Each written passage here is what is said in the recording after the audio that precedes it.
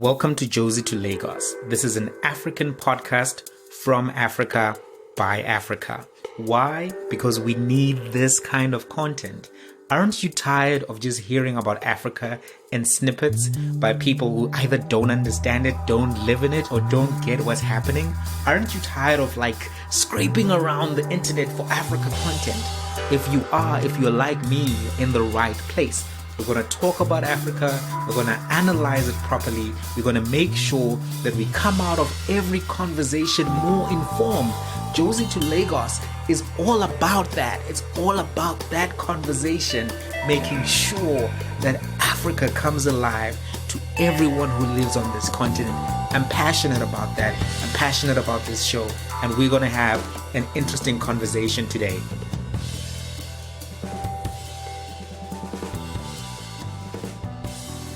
The social market economy as an economic structure and system is one that can be understood by looking at the German economic story and then understanding that Germany has had such a large influence on the European bloc that this has become the standard across the European Union and basically most of Europe. So if you go back to Otto von Bismarck, who was a chancellor of Germany in the late 1800s, he introduced social protection. The nature of the social protection that he introduced was initially compulsory social security in the form of healthcare. It then proceeded to insurance for accidents, for retirement, and also for disability. After this had happened, Europe basically followed suit and provided these economic protections. And this was basically the beginning of the social market economy. Now, a lot of events ensued after that, World War I, World War II, but really this economic model became centralized post-World War II, and I'm going to explain to you now how it happened. At the end of World War II, Germany was divided into 7 regions, 4 of which remained as Germany proper. And these regions were all under control of the different allies who fought Hitler and the Nazi regime. So you had a region controlled by Britain, a region controlled by France, a region controlled by the United States of America, and a 4th region which was controlled by the Soviet Union. All of these entities had been allies in the fight against Hitler, as I mentioned. Now, in 1949, 2 separate countries were created. One, which was known as the Federal Republic of Germany, West Germany, comprised of the British, French, and USA territories. And then the other entity, which was called the Democratic Republic of Germany, Eastern Germany, was the one that had been under the control of the Soviet Union. So the Eastern Bloc actually formally became part of the Soviet Union in 1953, and they retained a socialist economic model. We've discussed that already. It's a model which had central planning, it had price controls. But when you then look at what happened in West Germany, you'll see that this is where the social market economy took shape. There are 3 figures who are critical to understanding the social market economy and understanding how this all played out. You have one gentleman whose name was Konrad Hermann Joseph Adenauer. He was the leader of the Christian Democratic Union from 1949 to 1966. And critically, he was the first chancellor of the Federal Republic of Germany. The second individual, who was his minister basically of economic affairs, was Ludwig Erhard. Now, Ludwig Erhard was the of finance, if you will, and also he then became the second chancellor of West Germany. So you had these 2 gentlemen back to back as chancellors who had the same economic ideology and framework. And then you had a 3rd gentleman whose name was Alfred Müller-Ammerk. Alfred Müller-Ammerk was the economist responsible for the drafting and conceptualizing of what is known as the social market economy. Basically, from the period of 1949 up until now, basically, you have what is commonly referred to as the German economic miracle, the Wirtschaftswunder. I hope I said it right. So that's the backdrop. These are the key figures. But what is the economic theory all about? Now, I mentioned to you that the party was the Christian Democratic Union, the CDU. So a lot of their economic theory extracts values from Christianity, the religion. They didn't actually say it's a Christian market economy because that wouldn't have been acceptable. So Konrad Adenauer actually removed references to Christianity to, I guess, make the policy more acceptable. In fact, a lot of philosophers have gone to biblical texts and found social principles that they thought were valuable and then circularized them, as in removed some of the religious references so as to be able to defend the idea in the public fora without having to deal with conversations about God.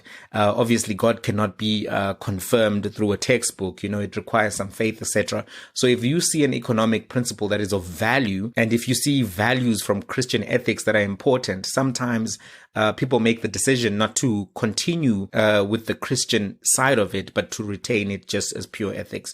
So this is similar to what happened here. The values from Christian ethics which were being adopted were the ones that you can think of: love your neighbor, do unto others, and remember the poor. Now, why do I say these values were adopted? I'm going to tell you now. The key ideas of the social market economy are as follows. 1, economic growth allows for redistribution. Number 2, well-educated, skilled, and healthy people are important for economic growth, and economic growth must be used to improve the quality of life. So the ideas around it are such that 1, we need to grow the economy in order to be able to help everyone. But in order to grow the economy, we need to make sure that our people have got good education, good skills, and that we take all of the growth and use it to improve quality of life. So in practice, what this means is that the social market economy ensures access to labor markets, free education, free healthcare, and then they have strong inspectorates at the training level of teachers, at vocational colleges, and also at the classroom level to make sure that, hey, we're actually providing the very quality of access that we need. And then they also have fair labor conditions. So 1, they make it easy for everyone to get into the market. And then number 2, once you're in the market, they make sure that there are fair labor conditions, which is strong unions, strong labor laws. But they also make sure that they remove from the market predatory behavior. So unfair wages, unjust prices, predatory pricing, things like that, they actually proactively remove. And then they also make sure there's access to lifelong learning and access to a social safety net, which normally comes in the form of welfare to people who are not in a position to fully actualize by themselves. So that's what the concept is all about. And if you want to know, there's a train of thought which is labeled subsidiarity. So rather than waiting for the market to fail, when they identify risks to market integrity, there has been proactive action taken by the Germans to make sure that everything is in order. So all of these ideas and principles and philosophies actually trace back, if you pay attention closely, to making sure that you do unto others as you do unto yourself. Love your neighbor, to make sure that you remember the poor. All of which are values which stem from Christian ethics, come from the Christian Democratic Union into the economic model of Germany. Has it worked? Are you wondering right now, right? So let's discuss it, the efficiency of this particular model. Key figures. Germany has 1% of the world's global workforce, but they produce 10% of the world's products in exports. So that's their impact globally. But some key figures that are important to know. In the year 1970, Germany had a GDP of 215 billion. In the year 2019, their GDP had grown to 3.9 trillion. So in that space of time of 50 years, they had seen such a dramatic and exponential growth, mainly because of the social market economy. So we know that it's a driver for growth and serious growth. But what else? Because I think if you start looking at 1970 now, the social market economy had been running for 20 years. So you could actually measure it effectively in terms of like, now you've set it up, let's see how it actually unfolds in the region. The life expectancy in Germany moved from 69.3 in the year 1960, and at 2018 it was actually 81 years. So we know that this economic policy that they adopted actually led to increased life expectancy. But more critically, it also led to very low levels of income inequality. The Gini coefficient for Germany is about 0.27. Whereas for South Africa, which is the leader in global inequality, it's 0.62. So for that population of 82.9 million people, the levels of inequality are significantly reduced, and most of the German inequality indicators actually are in line with the Nordic countries such as Sweden. So we know that the social market economy was able to produce lower levels of inequality than other mixes. Unemployment in Germany before COVID was at around about 3%. So they were able, through their social market economy model, to get low unemployment, low inequality, high GDP growth, high levels of education, and still to be able to be a capitalist player. And in fact, even in the early days of the social market economy, what people saw is that this German economic miracle was doing so well. People who were living in East Germany were trying to cross over as much as possible to West Germany, to the point where the Berlin Wall was built by the Soviet Union. Ostensibly, they said it was for defense purposes, but it was really to prevent people from crossing over to the west side and making sure that they couldn't access that capitalist model. But some people believe that this capitalist model is a free market model, but it's different from a free market model because it rejects the concept that government should not be involved. It rejects that and actually says government should be involved and government should exercise the principle of subsidiarity, which is to say, intervene before the market fails to actually make sure that everyone has a chance at fair play. So that's the economic model. So how has this economic model played out? What examples can I give you to show you how it has functioned? Number one, the data protection laws that we saw being rolled out around the world in late 2018, 2019 are a result of strong antitrust laws existing in the European Union. And this all comes from the push and the influence of Germany in that particular space. Now, what data protection laws am I referring to? There was a law that was rolled out in the European Union, which is called the General Data Protection Regulation, the GDPR. And they started formulating this law in 2016. And the concern was that, big companies, the FANG companies, Facebook, Apple, Amazon, Netflix, and Google were not necessarily using people's data for good reasons. So to make sure that data could be protected, what the European Union did was they regulated to make sure that data was not abused and stored in ways that are illegitimate, and privacy of customers on the internet was such that it wasn't adverse to those customers. And when it was rolled out, it became a global standard, and many of the countries had to just change their data policies across the board to make sure that they were in line with GDPR. Because what happens is that sometimes people will just switch on a VPN and show themselves in Europe, etc. So they were like, look, to avoid all of that, let's just universalize all of the data protection. So if you look at this, Facebook and all of these other companies had been operating in America and several other markets without regulation, without oversight. But it was the European Union that was able to actually say, listen, you've gone a bit too far, back up. Another company that was taken to task by the European Union is Google. Google was fined 1.49 billion euros by the European Commission for violation of antitrust laws. Google was accused and found to have been abusing their market dominance in the advertising space online. Basically, they were prioritizing ads that were favorable to Google and not to rival companies. So if Google was in the business of doing whatever, they would prioritize their own company, their own ads on the AdSense app, which exists on Google, which is the one which ranks adverts. So normally adverts are supposed to just be ranked based on user responses and advertising revenue. But what people saw is that in Europe, there was a shift, and then the Google preferred companies were benefiting as opposed to necessarily local players. So what the European Union found was that Google had breached their competition laws and that they had acted in a wrongful manner, and they were fined that amount of money I mentioned earlier, 1.49 billion euros. Apple was also a victim of, not a victim rather, Apple was actually caught out as well by the European Union because they were fined 13 billion for having abused tax laws in Ireland to make sure that they wouldn't pay from a period of 2003 to 2014. So they didn't pay as much tax as they should have, and the European Union was able to catch them out. And all of this is demonstrative of what happens when you have a strong competition entity in your market that actually can regulate. But you may say, those are just European examples.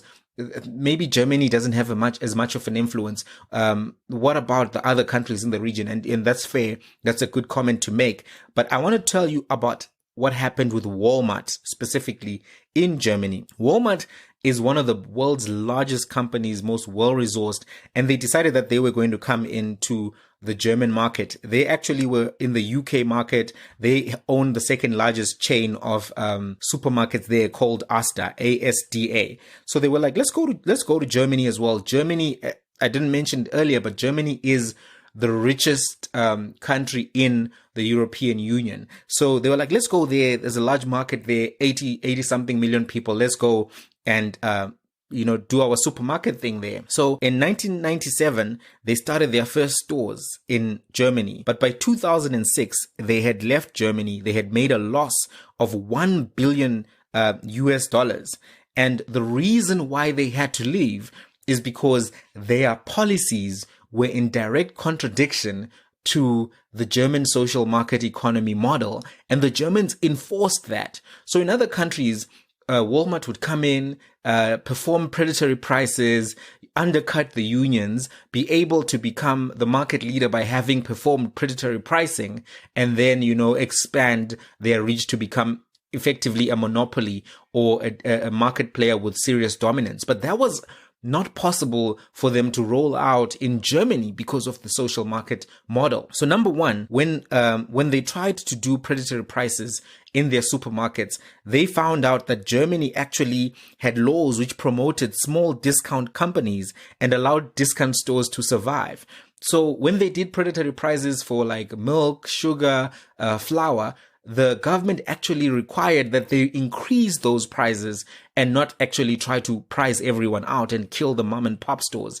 So Walmart had to acquiesce and agree and put the prices back up. So that was number one. Number two, the actions of Walmart were in direct contradiction with labor interests, and they found themselves to be on the wrong side. They had what they called an ethics code at Walmart, and the ethics code had very many rules which undercut labor rights. And what they eventually found was that the courts ruled in favor of the labor unions and removed the ethic code. The ethic code required it required employees to do things such as snitching on each other, and they wouldn't do it because it was just a violation of the norms of labor in Germany. They're like, look, we're not going to do this. It makes us all policemen within our own labor practice. And that's how Walmart used to undercut union integrity by turning people in unions against each other. And they found that that was not actually something that would be encouraged in Germany. And they also had a lot of propaganda type processes where they wanted everyone to smile when they were selling to people. Everyone had to do exercises together in the morning and all shout, Walmart, Walmart, Walmart. And they were like, no, that's not going to happen here. These practices are not actually, in line with our German ethos. So that fell away. So another thing that is important to discuss around this German Walmart story is that Germany prioritized not only workers' rights, but also workers' remuneration. So when Walmart was trying to underpay its workers, they also bumped into the German administration, which said, look, you're not going to do that here. You're not going to pay people as low an amount as you can. You're going to pay them a fair wage for their work. So the labor costs in Germany were significantly higher for Walmart than in other countries. So at some point, they were like, look, we're not going to really be able to do our thing in this market. And they left. And nobody missed them. When they left, it was good riddance. They sold their chain of stores to another German chain of stores, and that chain of stores is thriving to this day. What's the moral of that story?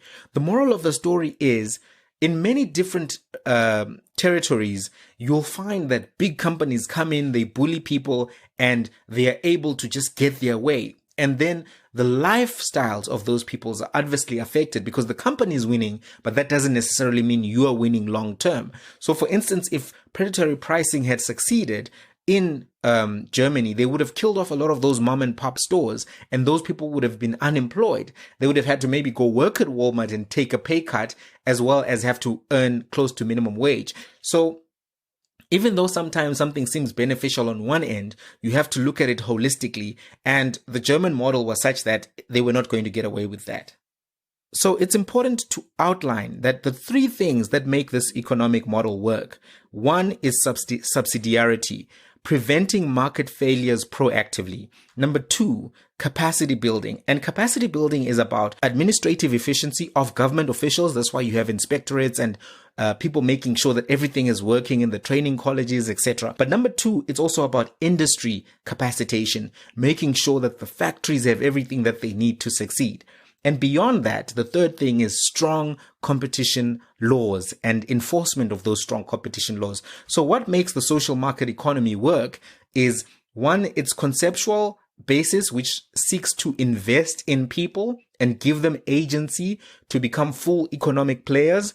But number two, making sure that you do everything that you can to create a fair playing field for everyone who's playing the game.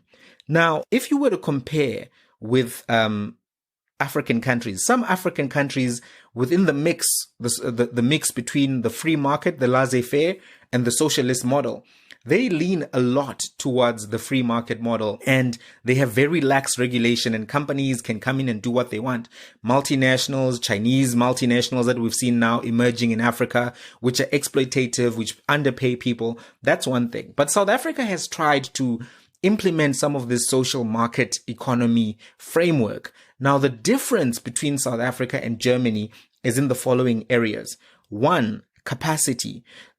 And remember, we spoke about having an efficient administration. The challenge in South Africa is that there is a system called cadre deployment, where members of the ANC are deployed to various levels of administrative offices, and they're supposed to roll out the economic vision of the ANC, which is similar to a social market economy vision.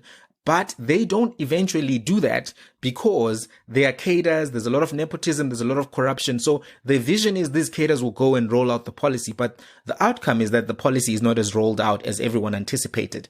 Number two, in Germany, around this efficiency that they value, they make sure that they remove the elements which undercut South Africa. Number one, they have something which is called a two eyes principle. So two different sets of people must see a payment and approve it before it goes out. So that undercuts people making illegitimate payments within a company. And then they have a very clean and transparent tender process to make sure that fair allocation of tenders occurs. Then thirdly, and this is where it's important to also appreciate the difference between South Africa, they have strong competition laws and they enforce them. South Africa has a competition commission, but that competition commission has followed a more American model versus a European model. In America, they had very strong competition laws up until the late 60s. So there was a shift to the Chicago School of Economics there. And when they did that, they started focusing on one thing versus the other thing. And I'll tell you what that thing is. Initially, competition law had two priorities. Number one, ensuring that there is competition within the market. Number two, ensuring that customers benefited. But when the Chicago School of Economics came in, they just said, listen, if the customer is benefiting, you don't have to necessarily worry about the competition in the market. So over decades, that seemed to be working. But when we got into the 90s, we then begin to see again the rise of these big American monopolies because they had been able, because the government was ignoring things, to dominate certain markets. So you had Microsoft being one of the big companies coming out of that period. But then you've seen after Microsoft, the rise of these FANG companies, Facebook, Amazon, Apple, Netflix, Google, all coming from America and all able to become behemoths in business because the competition laws were not designed anymore to prevent market competition. They were just looking at the customer end. And these companies don't necessarily always benefit the customer. And this is why we saw that Europe now had to step in and make sure that they could keep the American companies on their toes and prevent them from dominating the European sector. So in South Africa, we've seen that there's been an emergence of big four of banking, big four of telecommunications, big four of this, big four of accounting. That big four phenomena is an indication of a failure of market efficiencies. You rarely find big four type industries in Germany because there's still a lot of competition and there's still a lot of efficiency. So the benefits of competition are that there's innovation, there's efficiency, and there's better pricing for customers. But as soon as you start having monopoly entities, you start seeing abuses of the certain dominance. And that's why the bank prices in South Africa, the bank charges are very high. That's why as well, you'll find that the prices of data and airtime are very high. And people have been complaining about them. And you'll also sometimes find that people are colluding to set prices in certain industries where they were supposed to be competing. The construction industry has been found guilty of that several times. But there was even a cartel at some point in the pricing of bread, which was caught out by the Competition Commission. So while the Competition Commission catches some people, it doesn't catch enough people to keep the economic system working. So on the one hand, the market is able to play in ways that create abusive dominant practices. On the other hand, the state fails. So when you then compare South Africa, which is the closest thing to a social market economy in Africa, you see that the practice is one that actually makes it not a social market economy. And effectively, it becomes a more neoliberal market economy as opposed to a social market economy. A neoliberal market economy leans closer to the concepts of the free market than it does to the social market. Although the social market is still within the neoliberal, what I'm trying to say is if there's a pendulum where you have the socialist side on your left and you have the free market on your right, South Africa says it's closer to the middle, but when you look at it closely, you'll see that it's closer to the right, in that the market has more dominance and their ideology is more expressed in policy, as opposed to the social market economy, which we can say is closer to being in the pure center of that spectrum. So now then the question then becomes, what must Africa do? How can we achieve this? Having noted that some African countries already have socialist policies, it's important to make sure that we build that principle of subsidiarity, to make sure that we have strong anti-corruption rules, to make sure we have strong competition laws, and also to make sure that we create the right pathways to labor for everyone. So if everyone can get to university with quality, if everyone can get into a vocational college with quality, then we will have a chance at participating in the global economy at the right level. So the German economic model has a lot to teach Africa, but Africa has not done enough to exploit that German economic model.